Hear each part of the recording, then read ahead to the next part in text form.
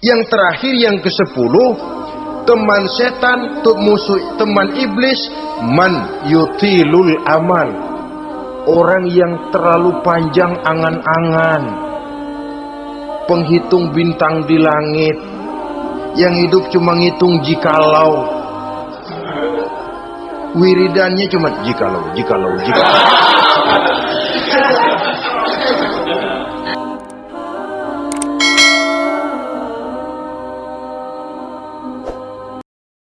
Assalamualaikum warahmatullahi wabarakatuh. Waalaikumsalam warahmatullahi wabarakatuh.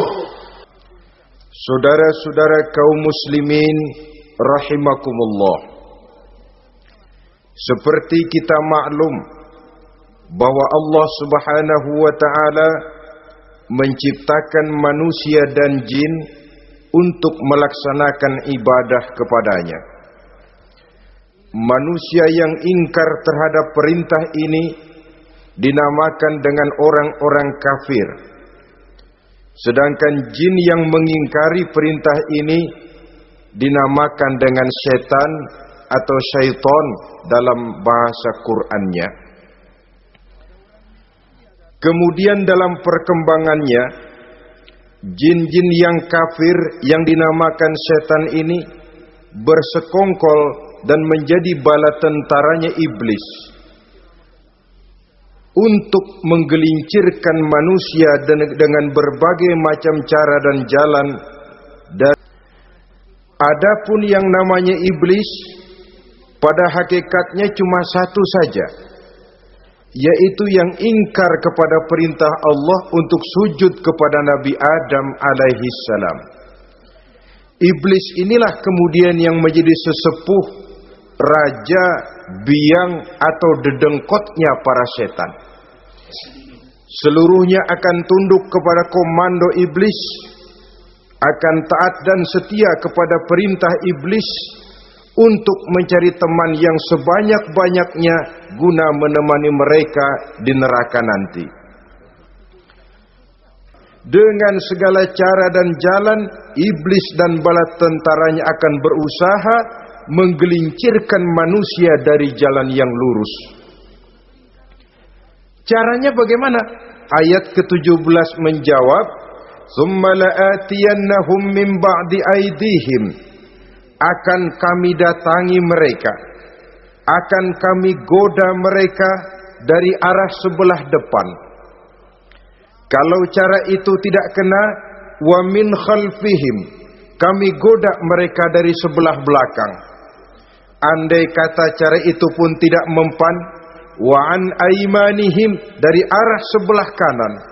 Kalaupun itu gagal, wa an syama'ilihim, kami akan datang dari arah sebelah kiri. Pendeknya dari 4 penjuru angin, iblis dan seluruh bala tentaranya yang bernama setan belum akan puas sebelum kita tergelincir dari jalan yang lurus yang diridhoi oleh Allah Subhanahu wa taala.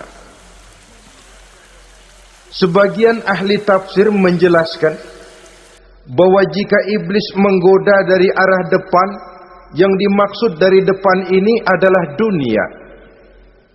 Sehingga manusia menjadikan dunia sebagai tujuan akhir dari seluruh kegiatan hidupnya. Ia pergi pagi, pulang sore, peras keringat, banting tulang, tidak ada yang dikejar kecuali dunia dan cuma untuk kepentingan dunia. Iblis dan setan selalu menghalang-halangi manusia untuk berbuat kebaikan, karena kanan adalah lambang kebajikan. Sedangkan ansama ilihim, kiri adalah lambang kejahatan. Dicegahnya kita berbuat kebajikan dan dibisikannya kita untuk selalu melakukan kejahatan dan kemunkaran. Wala tajidu aktsarahum syakirin, dan akan kamu dapati sedikit sekali di antara manusia yang bersyukur atas nikmat yang telah engkau berikan kepada mereka. Ditanamkan rasa ingkar kepada nikmat. Jika kita tidak kufur iman, dibuatnya kufur nikmat. Mengeluh padahal hidup sudah serba cukup, merasa masih sangat kurang padahal orang lain sudah titik air liurnya melihat keadaan kita. Sedikit sekali di antara mereka yang pandai bersyukur kepada nikmat yang telah Engkau berikan itu ya Allah. Jadi untuk ingkar nikmat, bisikan selalu datang dari iblis. Coba lihat itu, temanmu yang tidak pernah sholat rezekinya lancar, kamu berhenti saja sholat. Yang tidak pernah ke masjid pangkatnya naik terus, udah berhenti aja ke masjid. Atau setidak-tidaknya mengeluh dalam hati, Tuhan kayaknya tidak adil, kenapa saya rajin sholat kok rezeki seret bener. Padahal pada dasarnya kalau kita mau berpikir dalam bentuk yang paling mendasar, Allah selalu memberikan yang terbaik untuk kita. Jika begini keadaan kita, inilah yang terbaik buat kita menurut pertimbangan Allah.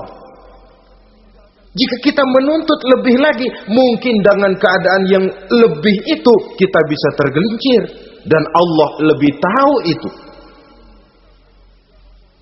Sebagai pencipta manusia, Allah lebih tahu tentang kemungkinan-kemungkinan yang bisa didapat dan dicapai oleh manusia. Bahasa ringannya, rezeki lu segini aja deh, lu jadi rajin sholat. Kalau rezeki lu melebihan jadi orang kaya dikit, nanti ngelihat masjid minggir. Allah selalu memberikan yang terbaik kepada kita. Bahkan ada satu riwayat itu, ada waktu-waktu tertentu di mana para setan ini laporan kepada iblis. Kalau ada yang laporan gagal, bukan main marahnya si iblis ini selaku komandan. Kata setan, Pak, saya gagal menggoda si fulan karena imannya kuat. Goblok kamu. Dengan apa kamu goda dia? Dengan kedudukan. Dia tidak mau. Tempuh dengan jalan lain, barangkali dengan harta. Kalau dengan harta tidak bisa, barangkali dengan wanita. Kalau dengan wanita tidak bisa, tempuh segala macam cara. Dan mereka yang laporannya enak, artinya berhasil menggoda banyak orang-orang beriman, itu kondisinya naik.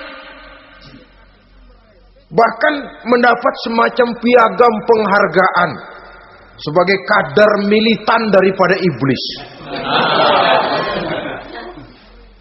Nah, mereka berusaha dengan segala macam cara mengumpulkan teman sebanyak-banyaknya. Kalau mereka sendiri sudah tahu pasti, sadar nasib saya di akhirat nanti pasti masuk. Baginda Rasul kemudian bertanya dengan dua pertanyaan. Pertanyaan pertama, iblis, kam ikhwanuka min ummati? Ada berapa sih teman-temanmu dari golongan umatku? Dari golongan umatku, umat Islam ini, bukan orang lain. Kalau orang kafir sih sudah jelas, itu memang CS-nya iblis. Tapi dari umatku, siapa saja yang jadi teman-teman kamu iblis? Menjadi antekmu, menjadi alatmu sejak dari dunia sampai ke neraka nanti. Atas pertanyaan ini iblis menjawab, teman-teman saya dari golongan umatmu ya Muhammad, asyarun, ada 10 orang. Ada 10 orang yang merupakan teman-teman iblis dari dunia sampai ke neraka. Siapa mereka? Pertama kata iblis, teman saya hakimun jair, hakim yang curang. Yang kedua, teman saya kata iblis, ghaniyun mutakabbir, orang kaya yang sombong. Orang kaya sombong itu teman setan. Orang miskin sombong itu lebih teman lagi tuh. Sebab ini sudah kelewatan. Kalau orang kaya sombong barangkali masih lumayan lah, memang kaya. Tapi kalau sudah miskin, sombong, minta ampun.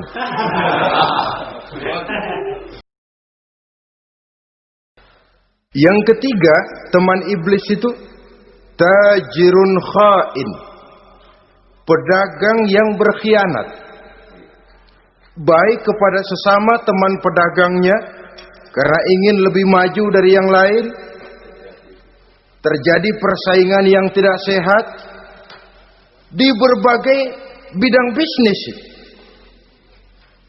ataupun kepada para pembelinya dengan mengatakan barang yang baik adalah barang yang tidak baik menjadi baik. Sebab pada dasarnya apabila kaum pengusaha sudah berkhianat akan timbul kegoncangan ekonomi. Lain misalnya contoh yang diberikan oleh Rasul. Rasul kan pernah dagang di kala remaja itu, membawa dagangannya Siti Khadijah, kain. Beliau dagang kain. Berapa kain ini? Oh, kalau ini saya ambil dari Ibu Khadijah 25 rupiah. Saudara mau beli saya berapa terserah, soal saya ada untungnya. Dan kalau modalnya 25, betul-betul beliau bilang 25. Jujur. Kita kan enggak, udah bohong campur sumpah lagi.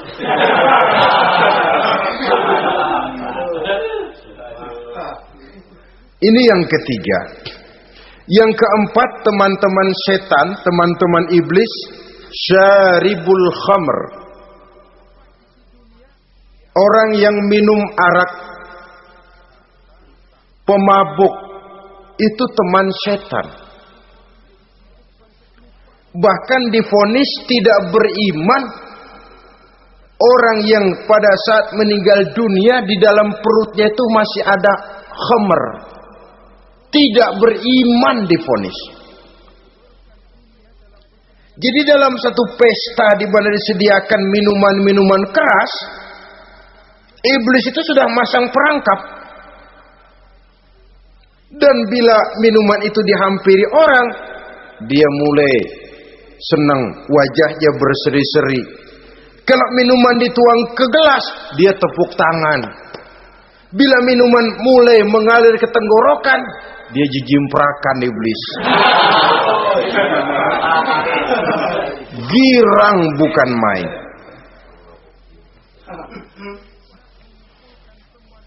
Oleh karena itu pantas kalau dalam perjalanan Mi'raj begitu hendak start dari Masjidil Aqsa menghadap Allah, kepada baginda Nabi disodorkan 2 gelas minuman, segelas susu dan segelas arak. Muhammad, kau ambil salah satu minuman itu, kau minum.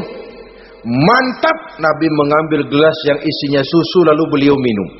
Selesai minum kata Jibril, "Shaddaqta ya Muhammad, laqad asabtal haq." Kamu benar Muhammad, pilihanmu tepat. Kenapa? Untung saja susu yang kamu minum. Kalau arak yang kamu ambil, kamu pilih dan kamu minum, pasti umatmu bakal pada jadi umat teler semua nantinya. Wong Nabi milih susu saja umatnya masih banyak yang teler. Apalagi kalau beliau memilih khamr waktu itu. Tapi ini sekedar simbol bahwa begitulah kita dalam hidup. Saudara, kalau di depan kita ditaruh segelas jamu, segelas sirup, kira-kira pilih mana? Jamu. Sirup apa jamu? Jamu. Orang yang berpikir panjang ke depan, dia bakal pilih jamu. Memang pahit, getir, nggak enak, tapi besok pagi badan enteng, kerja semangat, berpikir cerdas, gairah ada. Orang yang pikirannya pendek, ngapain jamu getir nih, sirup nih, manis ini. Dia minum, bukan main manisnya, besok pagi bibir pada jontor. Begitulah dalam kehidupan ini. Yang kelima, teman iblis itu al-qattat, tukang-tukang fitnah itu suling iblis itu, trompet setan. Sebab apa? Benar kalau Quran mengatakan, Nabi mengatakan al-fitnatu asyaddu minal qatli. Fitnah lebih bahaya dari pembunuhan. Sebab apa? Pembunuhan membunuh orang secara langsung. Fitnah membunuh orang pelan-pelan. Saudara-saudara kaum muslimin, yang keenam, teman setan sahibur riya. Orang yang riya, beramal cuma to show only, supaya ingin dipuji orang, ingin dilihat orang, riya namanya. Yang ketujuh, teman setan akilu malil yatim. Orang yang memakan harta anak yatim. Itu setan senang betul itu. Dia bisikan, nah, kau kan ngurus anak yatim. Kau sudah menanamkan budi kepada mereka, jadi wajar kalau kau ambil bagian. Mula-mula memang dalam batas yang wajar, makin lama malah berebut sama yatimnya. Makin kesonoin, yatimnya malah nggak keduman, panitianya yang kenyang. Akilu malil yatim, orang yang memakan harta anak yatim secara zalim, ini merupakan teman setan. Yang kedelapan, teman setan al-mutahawinu bis shalah. Orang yang nganggap enteng sholat, ngenteng-ngentengin sholat. Nanti aja dah, kalau udah tua-tuaan, bayang mah gampang, saban sari ada.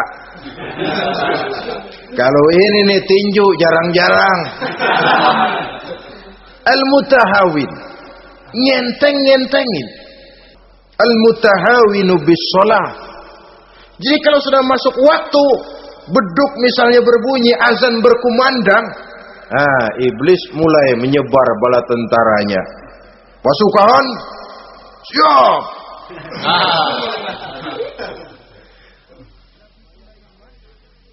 Kama yang dagang dia bisikin, sudah enaknya lu dagang, gua beli lagi banyak-banyak, sembahyang mah ada besok. Sama yang kerja, jangan ditinggal, ini kerjaan tanggung, sembahyang masih ada besok. Saudara-saudara kaum muslimin rahimakumullah, andai kata kita berhasil, kita tinggalkan kesibukan, lalu kita pergi sholat, apa iblis diam? Setan tenang? Tidak, masih dia bisiki kita. Iya, kalau mau sembahyang ya sembahyang, nggak cuma buruan udah. Nah, yang mau belanja, yang menunggu, bukan main. Sampai rukuk kita tidak sempurna, bacaan kita semrawut, sujud kita tidak lengkap, sholat juga, tapi disitulah masuk iblis. Atau kalau itu kita berhasil cegah, rukuk tertib, ada tumakninah, sujud bagus, iblis masuk lagi.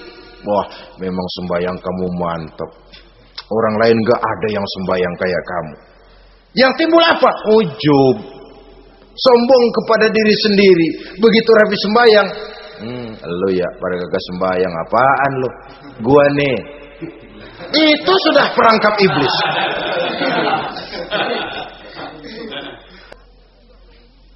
Saudara-saudara kaum muslimin, ini yang ke-8. Yang ke-9, mani'uz zakah. Orang yang enggan membayar zakat itu teman setan. Gak ada urusan sama zakat. Sayang-sayang harta dizakatin. Yang terakhir, yang ke-10, teman setan, musuh, teman iblis, man yutilul amal. Orang yang terlalu panjang angan-angan, penghitung bintang di langit, yang hidup cuma ngitung jikalau,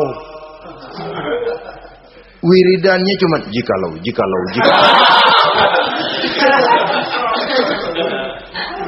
Tidak pernah mau berbuat, cuma angan-angan kelewat panjang. Yang ngelamun kan nggak ada sekolahan, ya siapa juga bisa ngelamun. Orang bukan tidak boleh bercita-cita, Bahkan cita-cita yang mendorong kita untuk bergairah dalam kehidupan. Tapi kalau cita-cita tanpa langkah konkret, yang penting kan punya kemauan, lebihnya tawakal, nggak cukup. Nah, inilah saja yang dapat kita sampaikan pada pertemuan kali ini. Mudah-mudahan ada manfaatnya. Terima kasih dan mohon maaf. Usikum wa nafsi bitaqwallah. Wassalamualaikum warahmatullahi wabarakatuh. Waalaikumsalam.